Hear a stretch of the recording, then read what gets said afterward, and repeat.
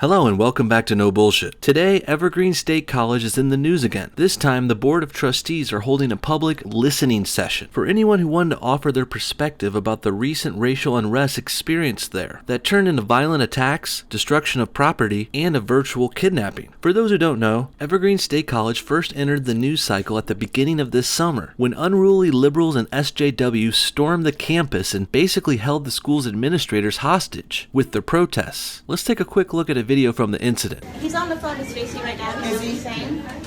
No, he was on the phone with Stacy. He's on the phone right now. Yeah. Did y'all hear what I just said? Okay. So the priority is that they stay in that room. If they aren't in that room, then we did something wrong. Nothing says take me seriously like a grown man wearing booty shorts and bright pink hair, with a rat tail going down the back no less. The room may look calm here, but that's because the college's faculty and police force basically just let these lunatics walk all over them. You can see how the Antifa-like leftists loom over the teachers passive-aggressively. It was a big shit show that basically ended with the college giving in to these losers on all fronts. This was unlocked a little while ago. Can I get everyone's attention? Can I get everyone's attention? Hi. So our priority, this hasn't been made clear to everyone, is so that they do not leave that room until this happens. And so y'all need to be making... Wow, she looks like a real winner too. And in the background you can hear their asshole black leader talking about holding fucking faculty in certain rooms until their demands were met. Fucking despicable. That's kidnapping. This is left-wing terrorism on a fucking college campus. Man, these kids need Jesus, I swear. And let's remember where this all started. Back in April, when Evergreen students received negative feedback for their planned day of absence, where they asked all white students and faculty to stay off campus for the day. One teacher, Brett Weinstein, voiced his objections to this format in a letter that would later go on to partially inspire these race riots. Now back to the hearing that took place this week with the Board of Trustees. Let's take a look at that teacher, Brett Weinstein, and what he thinks about what happened at Evergreen 2 months ago. Do you know that the college descended into literal anarchy? It was under the control of protesters. There were assaults, there were batteries, people were kidnapped and imprisoned. Others were hunted. Lawless bands roamed the campus unimpeded. Students that held different opinions were, by the protesters' own analysis, stalked, harassed, and doxxed. Pretty powerful stuff. And this guy has been the only faculty member I've seen speaking out against this crap, against this ludicrous racist shit going on there. And guess what? He's been labeled as an alt-right racist, of course, by most of the Antifa supporters and the media. But guess what? This guy's as left-leaning as they come. But fortunately, he has enough sanity to know that no matter what side of the political spectrum you're on, the shit that went down at Evergreen was fucked up. I'm a faculty member here. Let me say, I think you probably all know that I've tried to reach the board privately so that I could discuss what I believe I know has taken place on this campus with you, not in a public forum, and that has come to nothing, so I find myself talking to you here.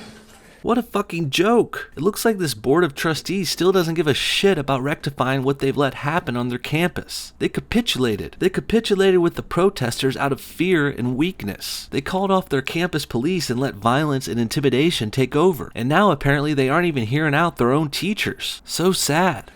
And the problem is that knowing that about you, and knowing what I do about what's taken place here, I'm forced to conclude that you must not fully understand what has happened, because if you did fully understand what has happened, you would be forced to act in the interest of Evergreen. So in that light, I want to just simply pose some questions to you about things that I think you need to know that perhaps you don't. Man, Brett's really giving it to him. Nice. Way to go, Brett. School those fat cats on the reality what happened on the ground there. They should know. Do you know that the college descended into literal anarchy, and that for days the campus was not under the control of the state? It was under the control of protesters. That there were assaults, there were batteries, there was pressure not to report crimes to the police. People were, by the legal definition, I believe, kidnapped and imprisoned. That included faculty members and administrators. Others were hunted on the campus. Jesus, I can't believe these radical SJWs are getting away with this shit. How is kidnapping okay? Violent intimidation? And for what? So these little racist, anti-white losers can feel special for one day? Give me a fucking break. One reason this shit is happening is these little entitled wannabe activists got nothing better to fight for. There's no juicy wars or real racism to protest anymore, so angsty teens and college kids have to make up bullshit to protest about. They're like the Seinfeld of protests. They're about nothing.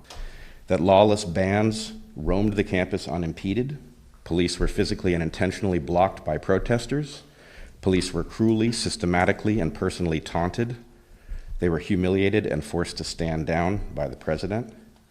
Students that held different opinions were, by the protesters' own analysis, stalked, harassed, and doxxed, meaning that their names, pictures, and addresses and phone numbers were distributed online. Notice the stark difference in presentation and timing here. The crazy kids stormed into an office dressed like degenerate trans whack jobs, making their demands in rude and inappropriate ways, and at the wrong times. And now we got a calm, collected professor who looks like a normal, nerdy white guy, and he's expressing his points in a well-spoken, thoughtful way, and at the right place and time. He waited his turn to speak before the board, after they ignored his private inquiries for months, of course. No, this guy Brett is doing it right. He's at the right place and at the right time, and guess what? He's likely to be ignored, while the autistic protesters get all their demands met and get excused from all wrongdoings. Hell, the college probably gave each protester $100 cash and free food at the student union for life. Nothing would surprise me at this point. Do you know that concessions made under intimidation and threat during the protest are now being enacted by the college? That includes mandatory bias training for all faculty. This has come about by an agreement between the faculty union, the administration, and protesters. It was not discussed with the faculty. I was hoping we could hear more about the demands the protesters made. I heard they were trying to make it so black students don't have to do homework or some shit. And now this guy's talking about bogus diversity training for the faculty? Fuck that. They should be training the students not to be racist. They're the racist identity politics driven assholes. The students are the problem here today, and the teachers that enable them. The whole college is enabling this liberal lunacy to the extreme. So training teachers to be less racist isn't gonna help shit. Now that we went over the protesters and this teacher's side of the thing, let's see what a white student of Evergreen has to say about how things are going on campus. This school seems to focus so much on race that is actually becoming more racist. Because I choose not to focus on race, I've actually been labeled a racist and a white supremacist. I've been told several times that I'm not allowed to speak because I'm white. I feel like people are becoming more violent. The campus is becoming more of an unsafe place. And there's the kicker. We've finally gone full circle, guys. The blacks and minorities have become so engulfed in their identity politics that they've actually become the racists they claim to despise. Not letting someone talk because they're white? What a fucking joke, Evergreen. My name is Mackenzie, and I'm a current student at Evergreen. My biggest concerns with directly what's been happening this past spring are the lack of viewpoint diversity, and which is one of my biggest concerns, that if you have offer any sort of alternative viewpoint, which I do have, you're kind of the enemy. Now, if you can get past her obnoxiously loud ums, Mackenzie is actually making some good points. Dissenting opinions shouldn't be shunned and abolished, especially on a college campus. There was once a day when that was one of the best parts about going to college, meeting new and different people who share widely different opinions openly. But with modern day threats of being called a racist or being doxxed by the radical left, who in their right mind would speak out at college anymore? I really feel bad for Mackenzie here. I wish she could have gotten something like the college experience she expected. Something like the college experience I got just 8 short years ago. Unfortunately, unless things change soon, modern students may never see what that actually was like. And unlike what Anne Fischel has said, I think it is important to focus on the way this was handled. I totally understand that people are upset, but I don't think this was handled in the right way at all. And this behavior has actually been encouraged. And because of this, I feel like people are becoming more violent, and the campus is becoming more of an unsafe place.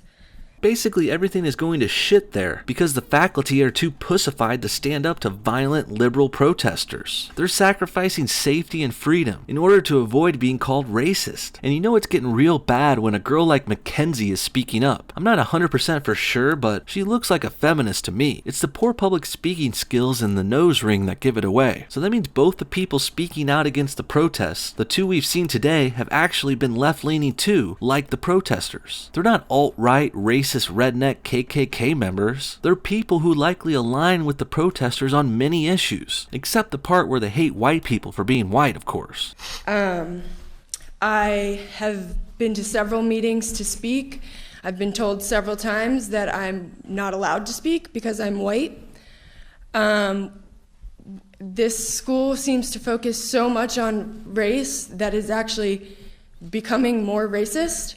What a fucking joke. You can't speak because you're white? Come on. How do liberals not see that as being racist? They're so caught up in their fuck the white people agendas that they don't even see that they're the problem now. There's no rampant white racists out there in this day and age, guys. There's no threat from white supremacy. No, the real problem at Evergreen and in America is anti-white racism. It's Antifa and other violent left-wing fanatics like the protesters at Evergreen. They're the real problem we face today, and I think it's time we do something fast. What do you guys think? Is Evergreen State College worth saving? Is stopping white people from speaking racist? Comment below, and thanks for watching No Bullshit. See y'all next time. And don't forget, this show is funded and supported by viewers like you. Like, comment, and subscribe for new videos every week. Hit that bell button below to get email notifications of our new uploads. We also have merchandise such as shirts, sweaters, stickers, and coffee mugs in our Teespring store. Join our Patreon to support monthly for as low as $1. You can get bonus videos and all kinds of cool stuff. There's also Amazon affiliate links and all of our other links in the description below. Thanks again for watching and supporting.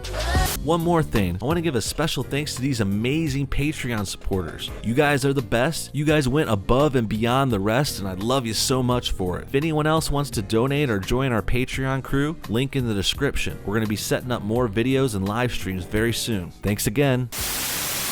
Ensure that people don't leave. That rumor that the cops were coming was a tactic to do the thing that happened. There aren't enough people in this hallway. So without leaving this space to go find people, y'all need to find ways to get those people back into this space. Blocking the doors and all that shit, that's all good and great, but people can come in and out of the lobby. That's fine. What we need is for there to be a physical presence on this floor so that they aren't leaving. Second point,